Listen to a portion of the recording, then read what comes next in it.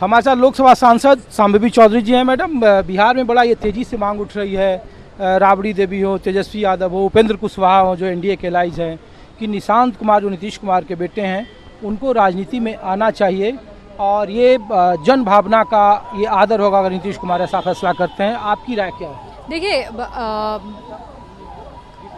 निशांत भैया को राजनीति में आना है कि नहीं आना है, ये जनता दल यूनाइटेड का मैटर है।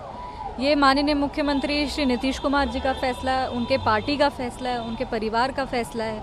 तो उनका फैसला जो भी होगा हम लोग उसका समर्थन में रहेंगे। पर हाँ, अगर युवा नेतृत्व की हम लोग बात करते हैं तो हमेशा जब युवा राजनीति में आते हैं तो नई जोश और नई उमंग के साथ आते हैं। तो अगर युवा राजनीति में आते हैं तो उनका हम लोग स्वागत करेंगे, उनके साथ हम लोग खड़े रहेंगे। पर ये जनता दल यूनाइटेड का फैसला है, जो भी फैसला ले सही रहेगा। आपकी पार्टी चिराग पासवान जब भी बिहार जाते हैं तो वो कानून व्यवस्था पर सवाल उठाते हैं और कानून व्यवस्था पर जब सवाल उठाते हैं एनडीए के अलायंस के तौर पर, तो लोगों को लगता है कि कहीं ना कहीं राज्य की कानून व्यवस्था खराब है और मुख्यमंत्री पर सवाल या निशान उठते हैं। नहीं, ऐसा कुछ नहीं है, इसको इस तरीके से नहीं देखना चाहिए। हम लोग सब गठबंधन में हैं और हम लोग गठबंधन के तहत भी अगर कहीं जो सच होता है वो सच होता है, जो फैक्ट होता है वो फैक्ट ही होता है ना।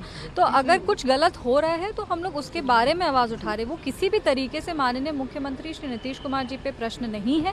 वो प्रशासन अगर कहीं पर कमज़ोर हो रहा है तो हम लोग का जनप्रतिनिधि होने के नाते, एक ईमानदार बिहारवासी होने के नाते हमारा ये फ़र्ज़ बनता है कि जब अगर कहीं भी कोई सिस्टम में अगर कहीं भी कुछ वीक हो रहा है तो हम लोग उसके लिए आवाज़ उठाएं।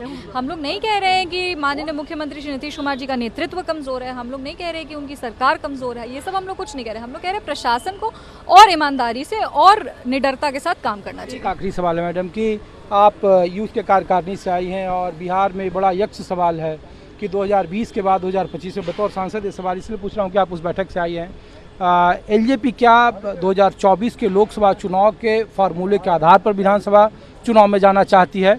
और वो उस तरीके से जब आपके प्रभारी कभी भीष्म का उदाहरण दे रहे हैं, कभी मन्यु का नीति का हम लोग का जो भी पार्टी का नीति फैसला तय होगा हम लोग उस नीति के तहत ही काम करेंगे। और वो कुछ समय में वो पूरी तरीके से समझ में लोगों को आने लगेगा, जनता को, कि हमारी क्या नीति है। पर ये ज़रूर है कि लोकसभा में जैसे हम लोग को 100% स्ट्राइक रेट आया, वही सेम चीज़ हम लोग विधानसभा में भी करेंगे। जितने भी हम लोग सीट पर लड़ेंगे उतनी सीट हम लोग जीतेंगे और महिलाओं को और युवाओं को पार्टी इस बार मौका देगी। शुक्रिया। तो शांभवी चौधरी और कह रहे हैं कि निशांत कुमार के राजनीति में आने का फैसला या तो खुद निशांत कुमार कर सकते हैं या फिर जनता दल यूनाइटेड के वरिष्ठ नेता कर सकते हैं।